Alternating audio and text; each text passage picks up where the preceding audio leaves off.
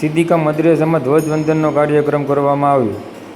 આજે 78મા પ્રજાસત્તાક દિવસની ઉજવણી આયશા મદ્રેસા સિદ્દીકામાં મૌલાના અને વિદ્યાર્થીનીઓની હાજરી અને અમુક આગેવાનોની હાજરીમાં કાર્યક્રમ કરવામાં આવ્યો હતો।